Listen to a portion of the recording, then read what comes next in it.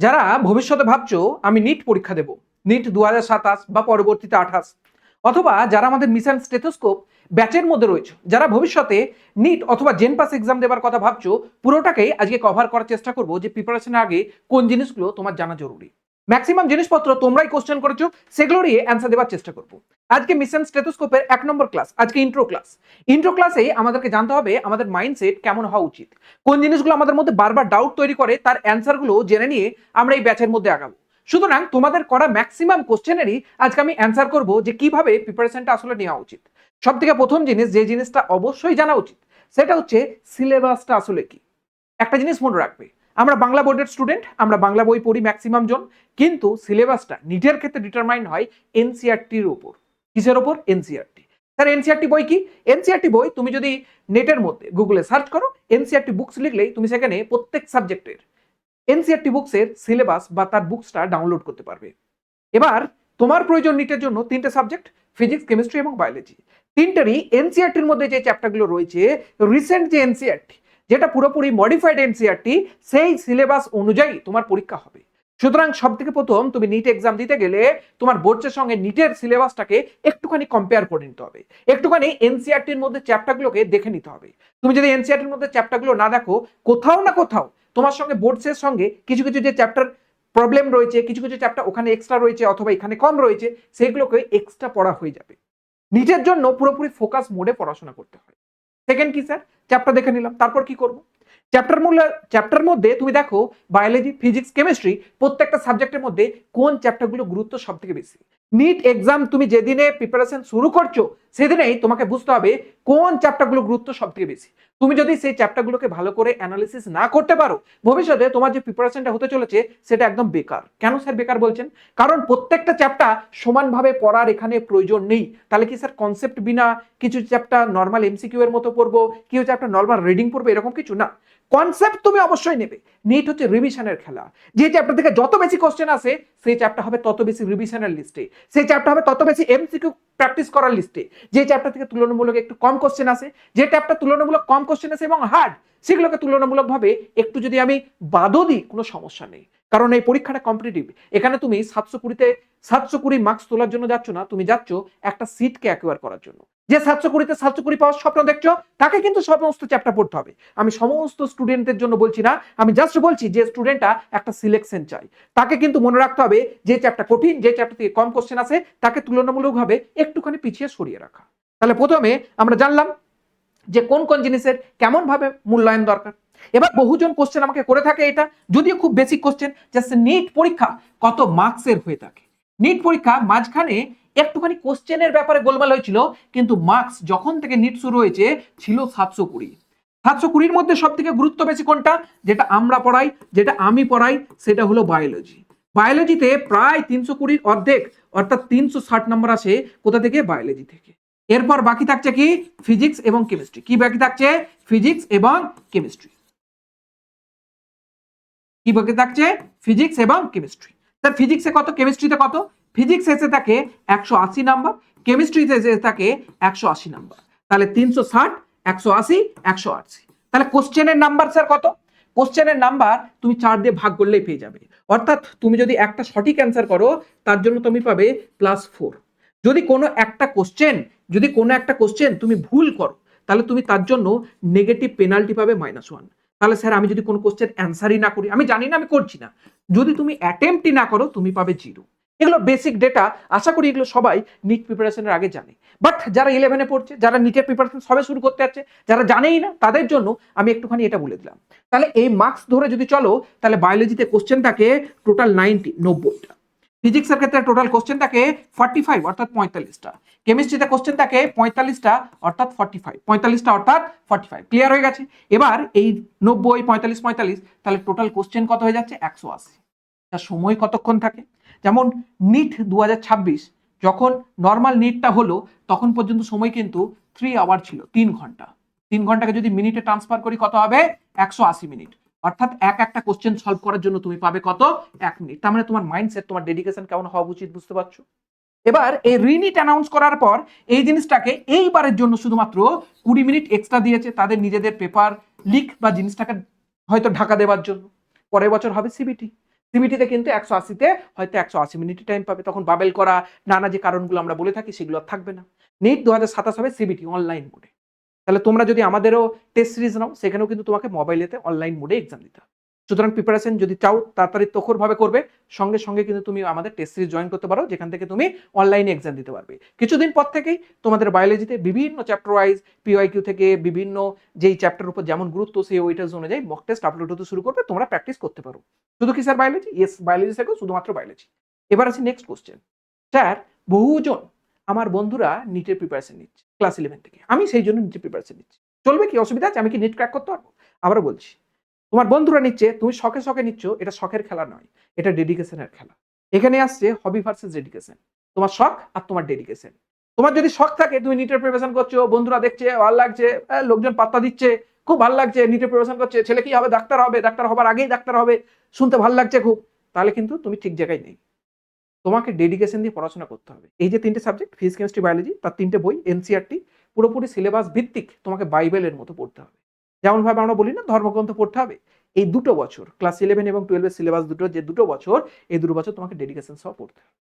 Dedication সহ যদি তুমি পড়তে পারো, তুমি সাকসেসফুল, তুমি নিট ক্র্যাক করতে পারবে, তোমার মনের মধ্যে যা আশা আছে, ভরসা আছে, সমস্ত কিছুই তুমি জিততে পারবে, সমস্ত কিছু তোমার সাকসেসফুল হবে, সমস্ত কিছু তোমার পূরণ হবে।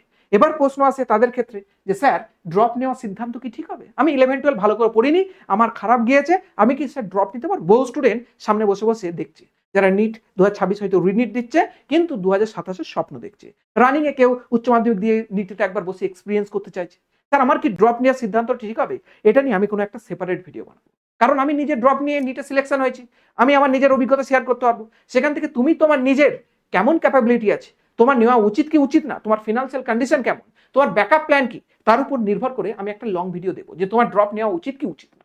সেটা তুমি যদি দেখো, তোমার এই কোশ্চেনটার অ্যান্সার তুমি পেয়ে যাবে। এবার তোমাদের যদি মনে হয় স্যার না এখনই দিন, তাহলে কমেন্ট বক্সে অবশ্যই লেখো, যত তাড়াতাড়ি সম্ভব হবে আমি আমার অভিজ্ঞতাটা শেয়ার করবো যে ড্রপ নেওয়া উচিত নাকি উচিত নয়। ক্লিয়ার হয়ে গেছে? কমেন্ট বক্সে কিন্তু অতি অবশ্যই লিখে দাও। নেক্সট কোশ্চেন আছে, যেটা ম্যাক্সিমাম জন জিজ্ঞাসা করে, স্যার আমি বেঙ্গলি মিডিয়ামের স্টুডেন্ট, আমি কি sir English question paper solve করতে পারবো, বা আমি কি স্যার এনসিইআরটি পড়তে পারবো? বহুজন কোশ্চেন করো। একটা জিনিস বাবু ভালো করে গুছিয়ে বলি, তুমি যদি ভালো স্টুডেন্ট হও, তুমি মনে করছো উচ্চ মাধ্যমিকের পর তুমি জীবনে কিছু একটা করবে, ভালো ইউনিভার্সিটিতে পড়বে, কোনো একটা ভালো ইঞ্জিনিয়ারিং কলেজে পড়বে, অথবা তুমি মেডিকেলে ভবিষ্যতে ঢুকবে, মনে রাখবে তোমাকে কিন্তু সমস্ত বুকস ইংলিশেই পড়তে হবে। তখন গিয়ে তুমি কি করে ইংলিশে পড়বে? যদি কোশ্চেন হয় স্যার মাধ্যমিক পর্যন্ত তো পুরো গেঁয়ো বাংলায় পড়েছি, ইংলিশটা 11-12 বইগুলো কি করে পড়বো? আবারও বলছি, তুমি ইউনিভার্সিটি বা বিভিন্ন জায়গায় গিয়ে যখন ইংলিশ বই পড়বে, তখন পড়বেটা কিভাবে? ভবিষ্যতে এখন অনার্সও যদি তুমি সায়েন্সের সাবজেক্টে করতে চাও, তোমাকে হয়তো ইংলিশেই পড়তে হয়, কি করে পড়বে? প্রশ্ন হবে স্যার তখন না হয় পড়ে নেবো ডিকশনারি খুলে খুলে, নালে গুগল যা হোক করে সার্চ করে করে। তাহলে তোমার কাছে তো এখন আরো বেটার অপশন, তোমার এই প্রত্যেকটা সাবজেক্ট তোমাকে স্যার পড়িয়ে দেবে, ফিজিক্স, কেমিস্ট্রি, বায়োলজি, প্রত্যেকটা স্যার আছে, প্রত্যেকটা স্যার পড়িয়ে দেবে। যেমন আমি আমার পার্সোনাল বায়োলজির কথা বলি, এনসিইআরটি লাইন বাই লাইন, আমাদের সিরিজের নাম মিথন স্টেথোস্কোপ, সেখানে আমি পুরো প্রত্যেকটা লাইন ধরে ধরে তোমাকে এনসিইআরটির মানে বুঝিয়ে দেব। তাহলে একটা বাংলা মিডিয়ামের স্যার তোমার ইংলিশ বইকে যদি বুঝিয়ে দেয়, এর থেকে সহজ কিছু আছে? সহজ কিছু নেই। তাহলে বায়োলজির প্রবলেম আমি সলভ করে দিচ্ছি, ফিজিক্স কেমিস্ট্রি তোমাকে একটুখানি খুঁজে নিতে হবে। যদি তোমার মনে হয় যে তুমি আমার কাছে পড়ে পুরোপুরি এনসিইআরটিটাকে মুখস্থ করবে, এনসিইআরটির ধাতস্থ করবে, তুমি আমাদের মিশন স্টেথোস্কোপ যে কোর্স আছে তার মধ্যে জয়েন করতে পারো। বহুজন যেহেতু জিজ্ঞাসা করে, আমি একটুখানি বলে দিই যে কোথা থেকে জয়েন করবে। জয়েন করবে আমাদের যে অ্যাপ গুগল প্লে স্টোরে পাবে, বায়োলজি শেখো বাই ডক্টর নওয়াজ, তার মধ্যে গিয়ে তুমি নিট সেকশনে গেলে সেখানে মিশন স্টেথোস্কোপ পাবে। সেটা জেনপাস এবং নিট দুটোর জন্যই অ্যাপ্লিকেবল। হ্যাঁ, নিটের জায়গাতে রাখা আছে মানে নিটের জন্য ফোকাসড, বাট ওটা করলে তুমি জেনপাস কিন্তু আরামসে ক্র্যাক করতে পারবে বায়োলজির পয়েন্ট অফ ভিউ থেকে। এবং বায়োলজির জন্য এক্সট্রা জেনপাসে আমি যে তোমাদের হেলথ অ্যাপ্টিটিউড এসছে না, সেটাকে কভার করার চেষ্টা করব। সুতরাং যারা ভাবছো নিটের জন্য বা জেনপাসের জন্য বায়োলজিকে ফোকাস করবে, বায়োলজিতে কি করে ফুল মার্কস তুলবে, তারা নির্দ্বিধায় মিশন স্টেথোস্কোপ জয়েন করতে পারো। আজকে তোমাদের 1 নম্বর লেকচার, ধীরে ধীরে শিডিউল যা আছে সেই অনুযায়ী তোমাদের কিন্তু ক্লাস হবে। সুতরাং বাংলা মিডিয়ামের স্টুডেন্টদের ইংলিশ পড়তে অসুবিধা, এটা আমার ক্ষেত্রে, বায়োলজির ক্ষেত্রে কমসে কম তোমাকে আমি হতে দেবো না।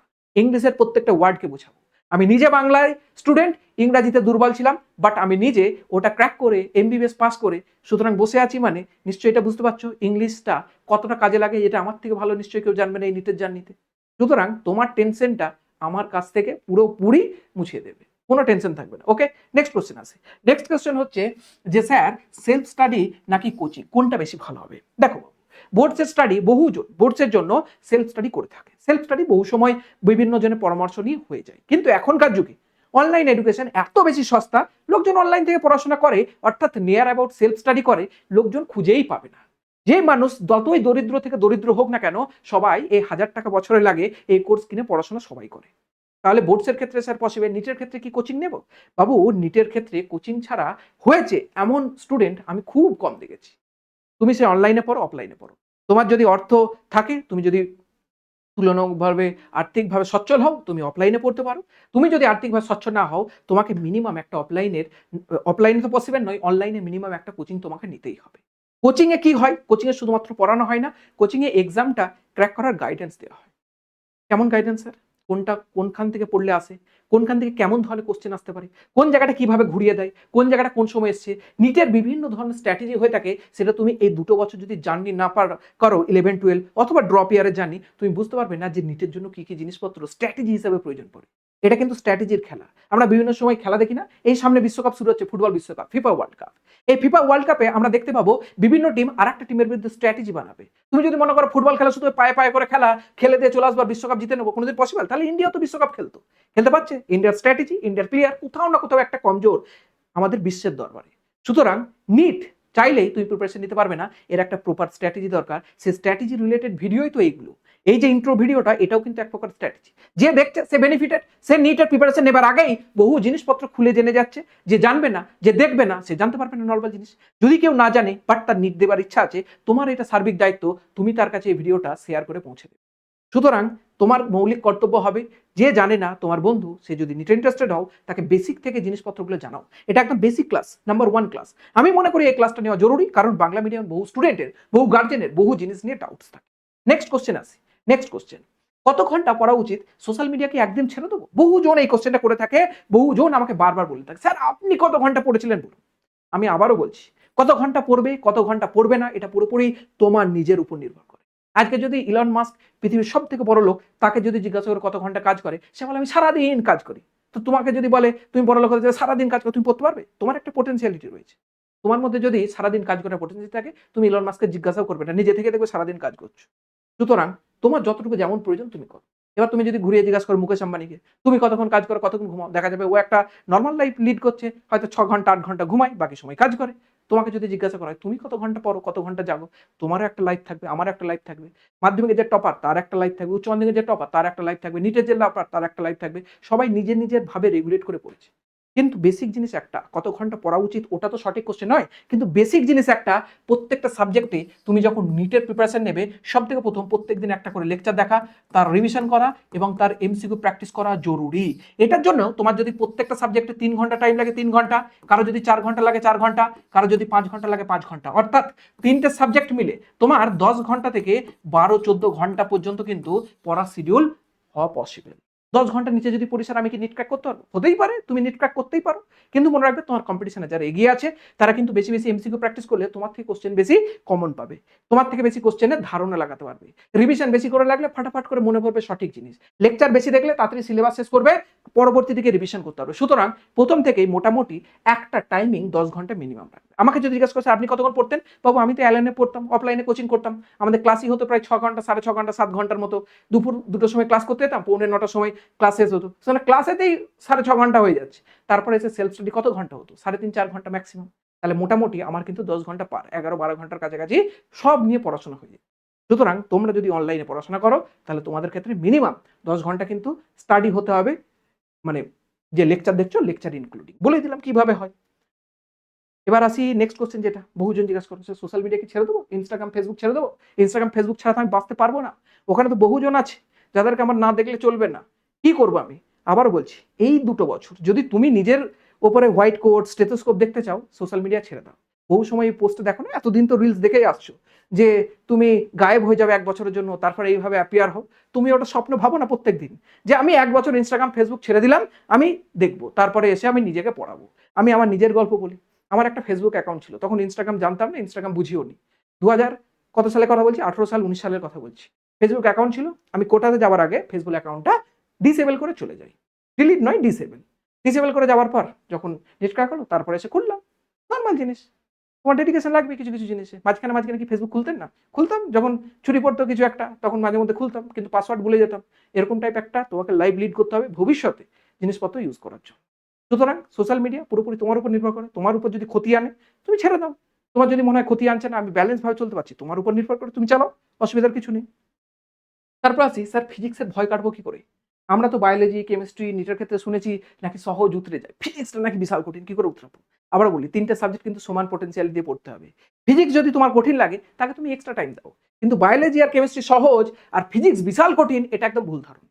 হতে পারে আমি যদি ১০ এর স্কেলে বলি যে বায়োলজিতে এনসিইআরটি পড়লে মোটামুটি ৭, কেমিস্ট্রি হয়তো ৮.৫, তাহলে ফিজিক্স হয়তো 10 এ 10। তাহলে কিন্তু জিনিস রেঞ্জগুলো কিন্তু একই রকম কঠিনের। তুমি ভেবো না যে শুধু ফিজিক্সই বিশাল কঠিন, বাকিগুলো সহজ। আমার এমন বন্ধু দেখা আছে যে ফিজিক্সে প্রচুর নাম্বার পাচ্ছে, বায়োলজির জন্য সিলেকশনই পাচ্ছে না নিটে। ফিজিক্সে প্রত্যেকবার ১৫০ ১৬০, বায়োলজিতে ২৫০ তে আটকে গেছে, ৩০০ আর পৌঁছাচ্ছে না। তাহলে ফিজিক্স কঠিন ম্যাক্সিমাম জনের লাগে, কিন্তু ফিজিক্স কঠিন লাগে বলে সিলেকশন হবে এমনটা নয়। ফিজিক্স ছাড়াও কেমিস্ট্রি আর বায়োলজিতেও যদি ম্যাক্সিমাম নাম্বার তোলো, তোমার সিলেকশন পসিবল। সুতরাং ফিজিক্সে কঠিন যদি লেগে থাকে, তুমি চেষ্টা করো সেটাকে ভালো টিচার দিয়ে পড়ার, ভালো করে কনসেপ্ট বোঝার, ভালো করে এমসিকিউ প্র্যাকটিস করার। যে জিনিসটা যতক্ষণ কঠিন লাগে, যতক্ষণ ভয় লাগে, তার পিছনে ততক্ষণ টাইম দাও। ততক্ষণ টাইম দিয়ে সেই জিনিসটার প্রতি প্রেম নিয়ে আসো। ফিজিক্স আর কেমিস্ট্রি আর বায়োলজি তিনটের প্রতি প্রেম রাখো। ফিজিক্স যদি বেশি টাফ লাগে, ওটার প্রতি বেশি একটুখানি সময় দাও, আর কিছুই না। ফিজিক্সের ভয় কেটে যাবে, ভালো টিচার খোঁজো, ভালো করে কনসেপ্টগুলো বোঝার চেষ্টা করো, আরামসে ক্লিয়ার হয়ে যাবে। ওকে? বহুজন গার্জেন জিজ্ঞাসা করেন, আমার সন্তান কি সত্যি পারবে? ওর তো ক্লাস 11-12 ভালো রেজাল্ট নেই। বহুজন স্টুডেন্টও জিজ্ঞাসা করে, স্যার আমার সাধারণ রেজাল্ট, আমি স্যার মাধ্যমিকে 550 পেয়েছি, আমি কি নিট ক্র্যাক করতে পারবো? আবারও তোমাদেরকে বলছি যে 70% মাধ্যমিকে পাওয়া স্টুডেন্টকেও আমি আমার সঙ্গে এমবিবিএস পড়তে দেখেছি জেনারেল কোটাতে। সুতরাং এমনটা সন্দেহ করার কোনো দরকার নেই যে একটা স্টুডেন্ট যে মাধ্যমিকের রেজাল্ট খারাপ করে সে পরবর্তীতে সাইন করতে পারবে না। এটা বহুবার বলি যে ইউপিএসসি পরীক্ষা ওয়ান অফ দ্য টাফেস্ট পরীক্ষা আমাদের ইন্ডিয়ার। সেই পরীক্ষাতেও যারা 60% মাধ্যমিক উচ্চ মাধ্যমিকে পেয়েছিল, তারাও কিন্তু ইউপিএসসিতে বিশাল টপ 10 এ র্যাঙ্ক করেছে। সুতরাং তুমিও কিন্তু সেই র্যাঙ্কটা করতে পারো যদি তোমার ডেডিকেশন থাকে। মাধ্যমিকে কি গিয়েছে গিয়েছে, উচ্চ মাধ্যমিকে কি গিয়েছে গিয়েছে, তোমার যদি ডেডিকেশন থাকে তুমি কিন্তু ভালো রেজাল্ট করতে পারবে। আমি আমার বহু বন্ধুর কথা বলছি, আমার থেকে মাধ্যমিকে বহু ভালো নাম্বার পেয়েছিল, আমি 92% পেয়েছিলাম, আমার থেকে বহু ভালো বন্ধু 95 94% পেয়েছিল, তারা এখন আর অস্তিত্ব নেই, কোনো জায়গাতে সফল হয়নি। না কোনো অনার্সের ফিল্ডে গিয়েছে, না ডাক্তারি ফিল্ডে, না ইঞ্জিনিয়ারিং ফিল্ডে, কোনো ফিল্ডে যায়নি। সুতরাং ভালো নাম্বার পেলেই কেউ প্রতিষ্ঠিত হবে, খারাপ নাম্বার মিডিওকার নাম্বার পেলে সে যে প্রতিষ্ঠিত হবে না, এমনটা কোনো বিষয় নেই। এটা একদম ভুল ধারণা। এটা তুমি নিটে প্রিপারেশন নেওয়া যদি শুরু করো, মন থেকে একদম মুছে দাও। তোমার ইচ্ছাটা সব থেকে বেশি ম্যাটার করে। তোমার যদি ইচ্ছা থাকে তুমি ডাক্তার হবে, তোমার যদি ইচ্ছা থাকে তুমি নার্স হবে, তোমার সব থেকে ইচ্ছাটাই ম্যাটার করে, আর কিচ্ছু ম্যাটার করে না। তুমি কেমন রেজাল্ট করেছিলে, কি করেছিলে, কিচ্ছু করে না। তোমার পাস্টের জায়গায় থাকবে। তোমাকে ফিউচারের উপর ডেডিকেশন দিতে হবে, ফিউচারের উপর ফোকাস করতে হবে। তোমার যদি ফিউচারটাকে তুমি ঠিক করতে চাও, তোমাকে এখান থেকে পরিশ্রম করা শুরু করতে হবে। ভবিষ্যতে কি হবে সেটাই তোমার লক্ষ্য, পাস্টে কি হয়েছে ভেবে চিনতে লাভ নেই। সুতরাং তুমি যদি মনে করো আমি মিডিওকার, তুমি কিন্তু নিট ক্র্যাক করতে পারো। অনলাইন ভার্সেস অফলাইন প্রস্তুতির জন্য কোন মাধ্যমটা সেরা? সবসময় আমি বলি যে offline is one of the best medium. কিন্তু বর্তমানে অনলাইনের প্রচুর সুবিধা, তুমি যখন খুব ফ্লেক্সিবল ভাবে ক্লাস করতে পারো।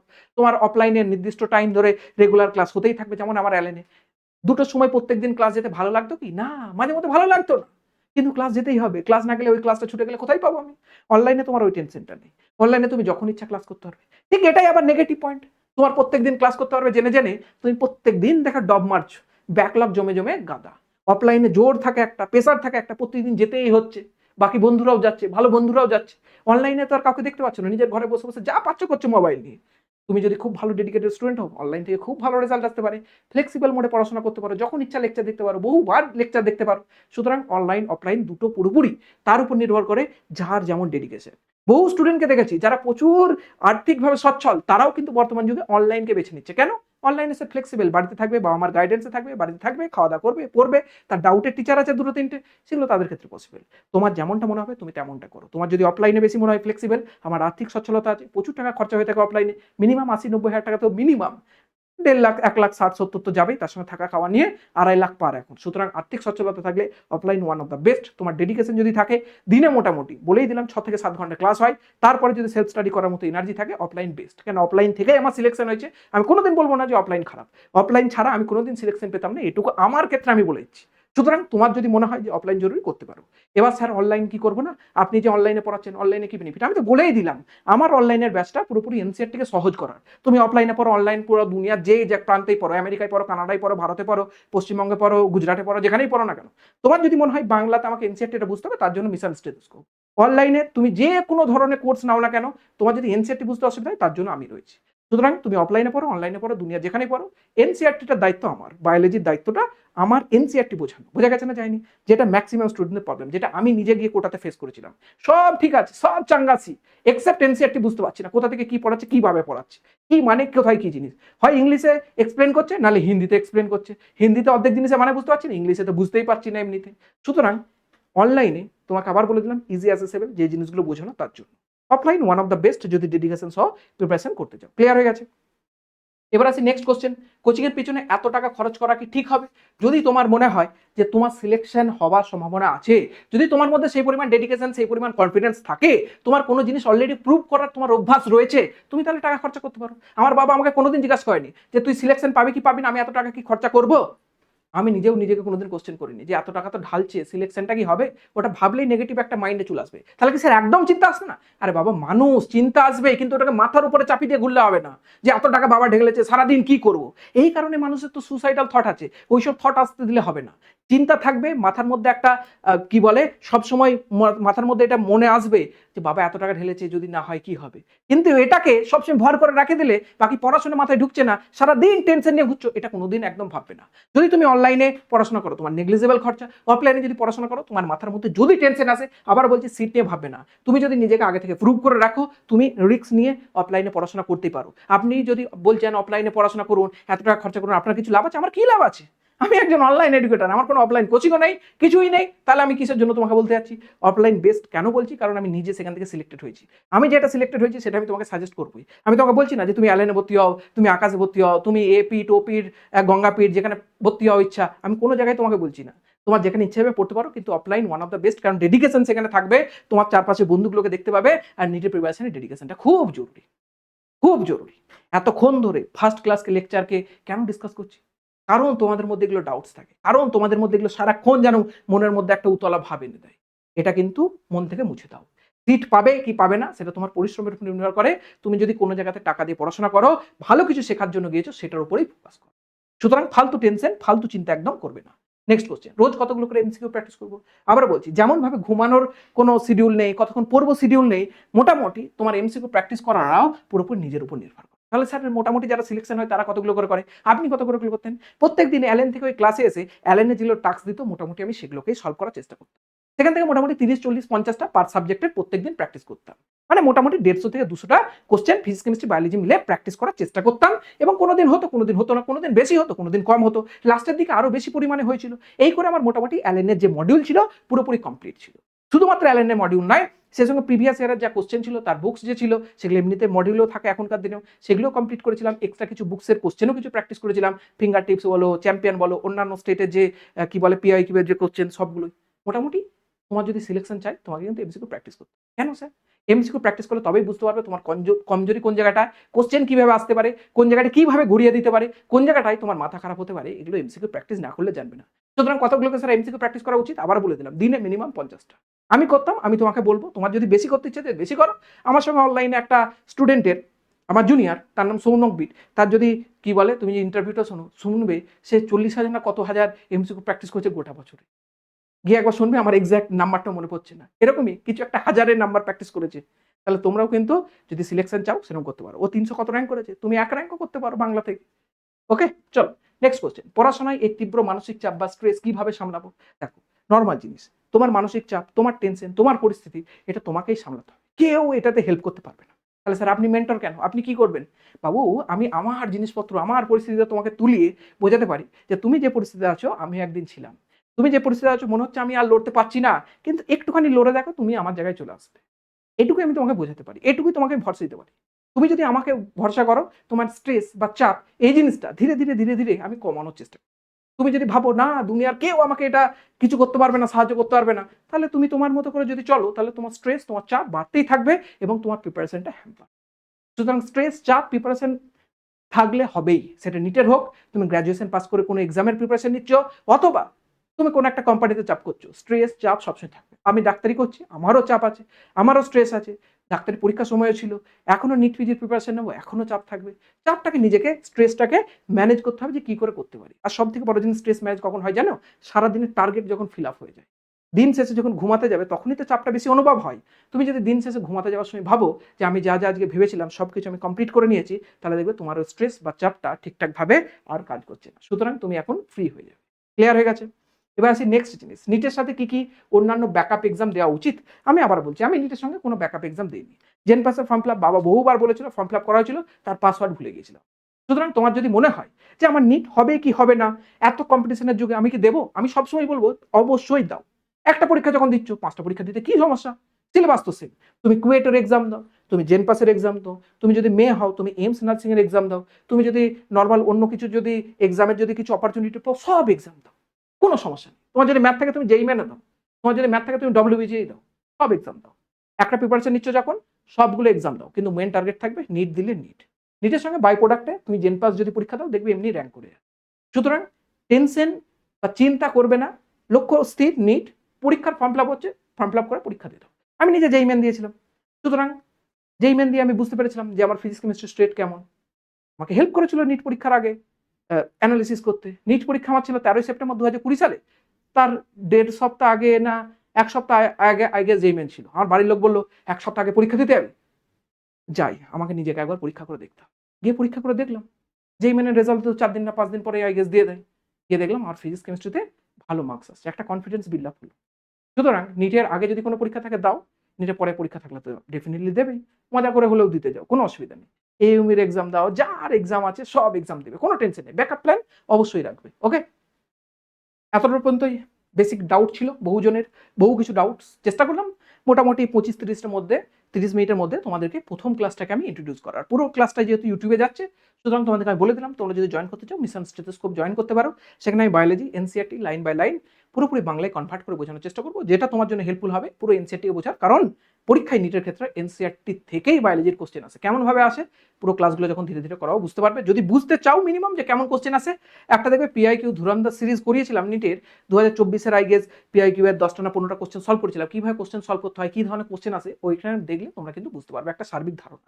আজকে তোমাদের প্রথম ক্লাস ছিল, কেমন লেগেছে কমেন্ট বক্সে অবশ্যই জানাবে। আর হেল্পফুল যদি মনে হয় বন্ধুদের সঙ্গে কিন্তু অবশ্যই শেয়ার করে দেবে। ঠিক আছে, চলো বাই, তোমাদের সঙ্গে দেখা হবে একদম সিরিয়াস ক্লাসে এবার লেকচারের মধ্যে।